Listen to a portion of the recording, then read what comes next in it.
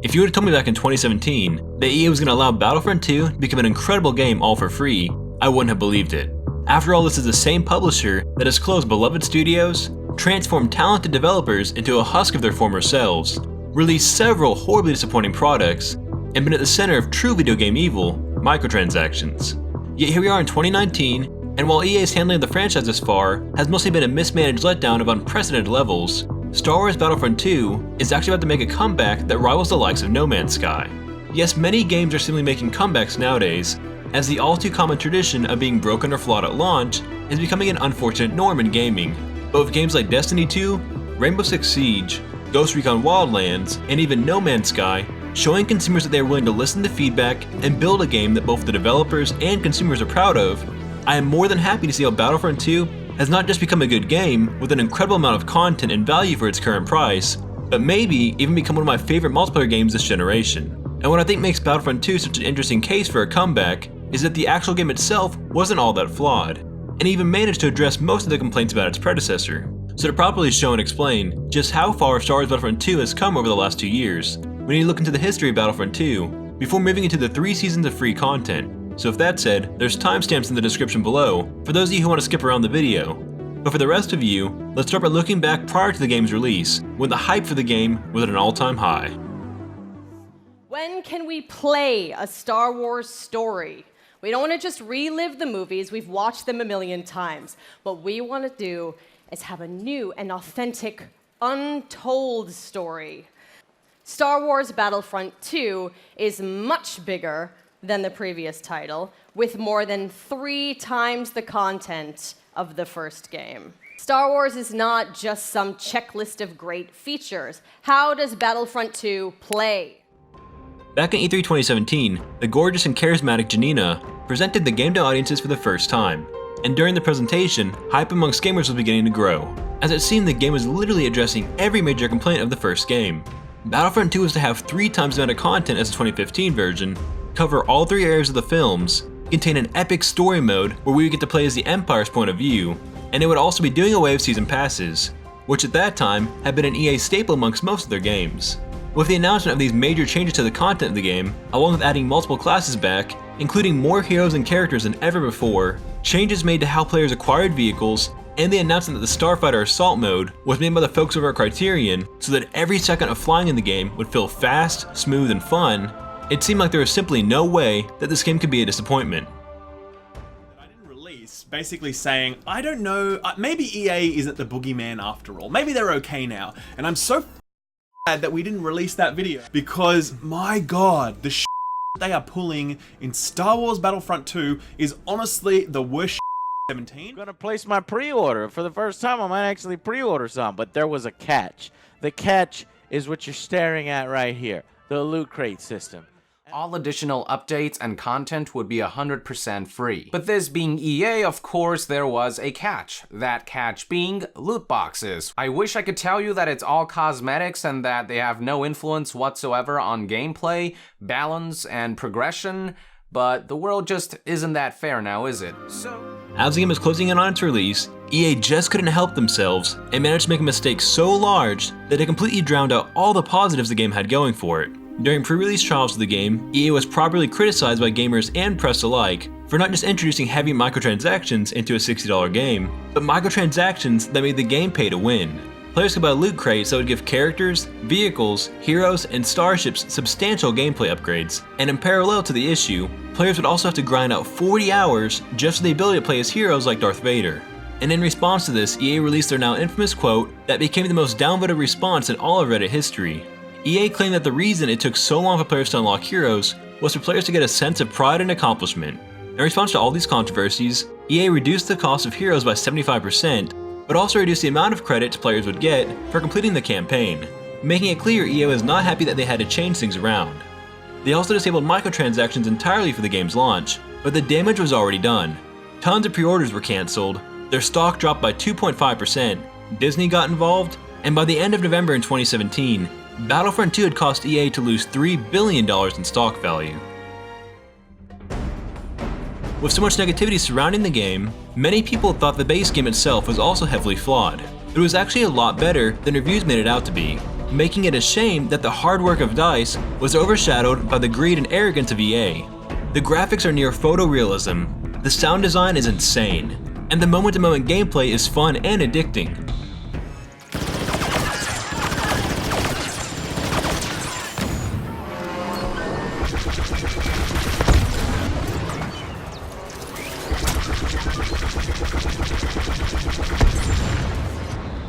Now the game still did have issues, such as a short and forgettable campaign, a lack of meaningful offline modes, a lack of bots in multiplayer, issues with hero and team balancing, and a still less than satisfactory integration of split screen. These negatives, along with the absence of beloved game modes from the original Battlefront 2, were enough for many gamers to skip out on the game. And as YouTube unfortunately goes, all and any negative info is heavily discussed and talked about, but the good changes made are usually never discussed by the masses, leading many to believe that Battlefront 2 still hasn't evolved since release. However, since release, DICE has changed the game significantly by making loot crates only contain credits, restricting real money to only cosmetics, a completely revamped progression system based on playtime over luck, and by releasing an absolutely insane amount of content starting of Season 1, The Last Jedi.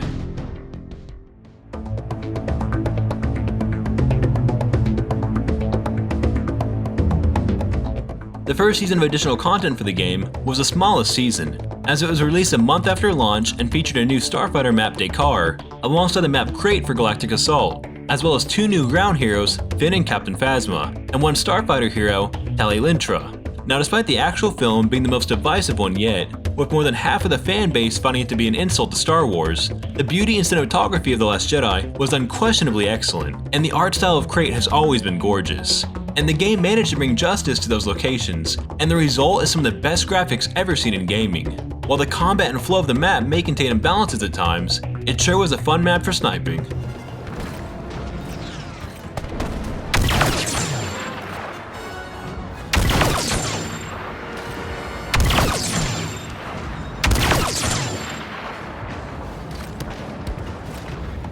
The new map was a welcome addition, and after some balancing updates, the new heroes were great as well.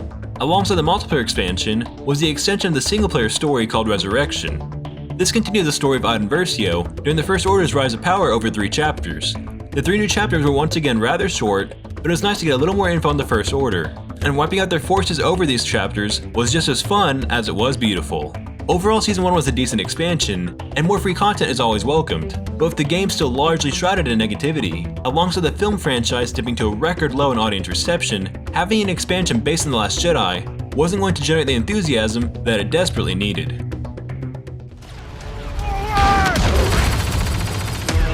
Heads up!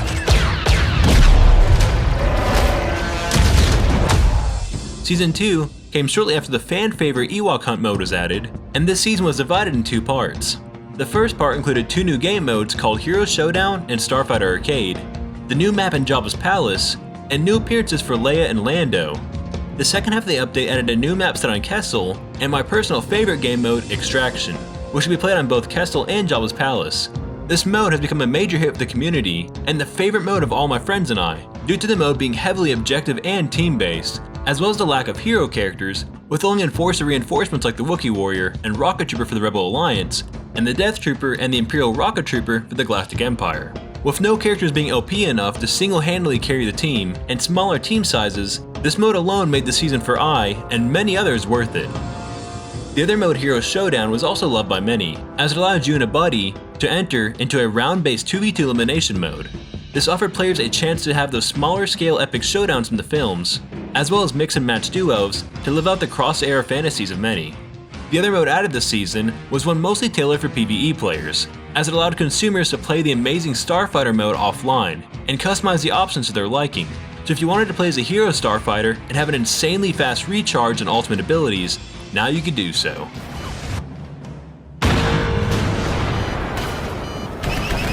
Stop them here.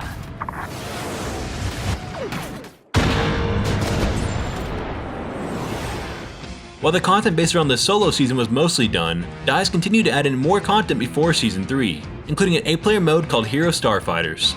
This was another hero-only elimination mode that allowed players to progress their hero ships much faster and efficiently than ever before, as well as address a community request that had constantly been at the top of the forums: rework saber combat.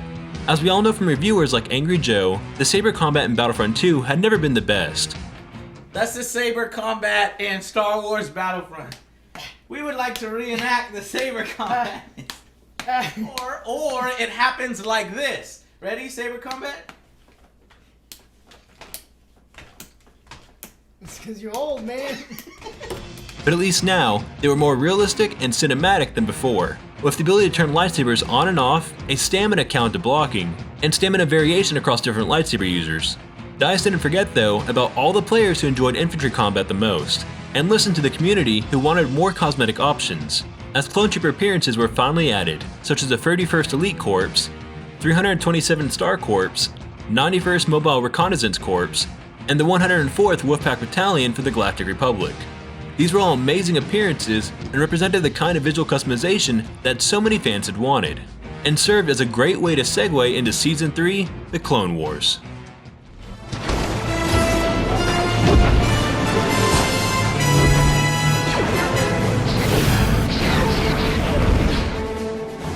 While the prequel trilogy may be disliked by most Star Wars fans, it's safe to say that the best part for fans, kids, and myself especially has been the Clone Wars. The look of the clones and the battles between them and the Separatists are some of the most popular exchanges, and as a fan of the TV show, I and many others were extremely excited for this expansion. The first part of the season introduced the fan favorites General Grievous and Obi-Wan as heroes, which are both unique and fun to play as, and Grievous in particular had some stellar animations and amazing sound effects. The standout battle from the second film, the Battle of Geonosis, was also added as a new galactic assault map, and is one of the most visually impressive maps I've played in any game.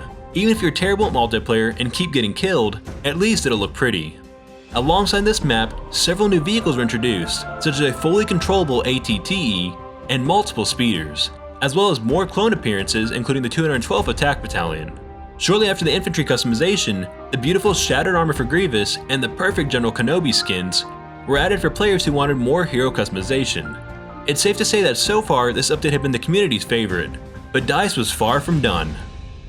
Alongside Grievous and Obi-Wan, Count Dooku and Anakin Skywalker were added to the game as heroes, and DICE continued to show that they expertly and carefully craft each hero and villain to be unique, and have vastly different playstyles, as well as listen to feedback on some of the clone trooper appearances being rather lacking, and did a massive overhaul to bring their look more in line with the canon, and added the 501st and Coruscant Guard appearances to the game as well. While so much had already been added this season, some players still miss the idea of command post and ship-to-ground combat modes that had cemented the original Battlefront 2 as an instant classic. And it turned out, so did DICE, and they added in a brand new mode called Capital Supremacy, on a second large-scale Geonosis map, and they even managed to get the Clone Wars announcer to narrate the trailer. In the thick of the Clone Wars, the forces of the Galactic Republic and the Separatists clash in a high-stakes tug-of-war.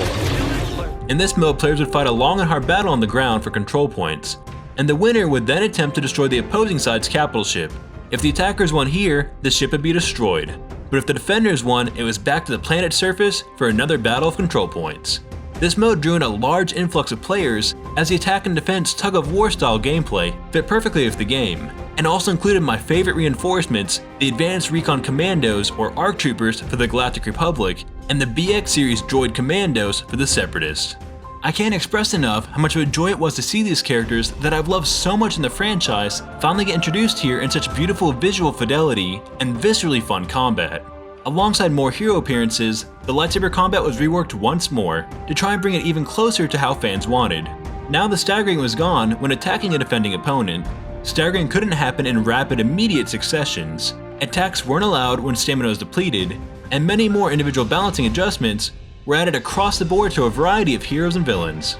At this point, it might seem like the amount of free content and additions this season has been immense, and you're right, it has. But DICE hasn't stopped, and the Kashyyyk beach map and Naboo were also added to Capital Supremacy, alongside the introduction of the fan favorite droidicas, which many thought would never get added due to how difficult the balancing would be. Yet sure enough, this fan favorite request was finally brought to life, and quickly became a favorite character to play as due to their roly-poly ability and overall unique playstyle. Joining the introduction of the droidica, the DICE tradition of adding groups of items continues, and the TX-130 vehicle for the Galactic Republic had been added, alongside even more appearances for clones and heroes. And if that still wasn't enough, Season 3 is about to get an even bigger update, and Season 4 has already been confirmed.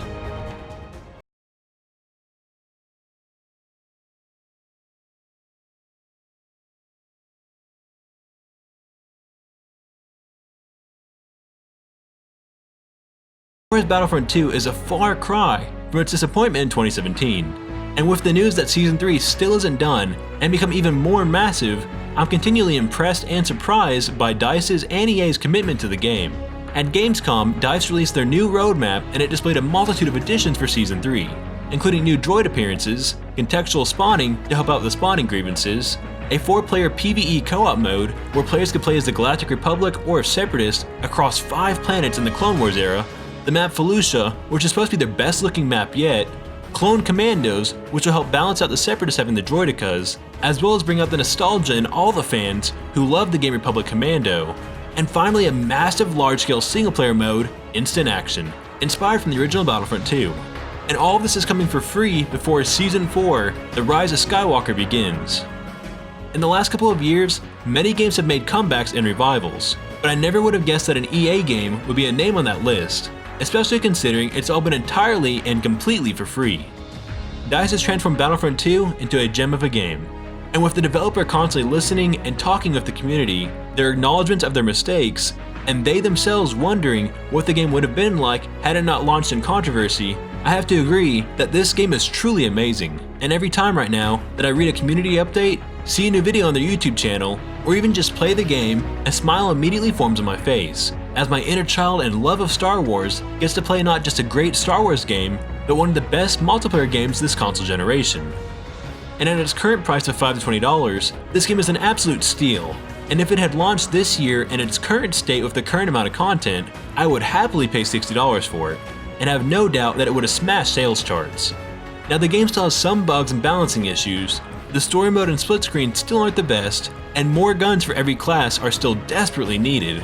But from the colossal list of improvements I've stated here, and the many other small additions that were too numerous to mention, this game is truly one made for the players, and I can't wait to see what DICE does with the eventual Battlefront 3. I can now confidently say that in 2019, Battlefront 2 is a masterpiece.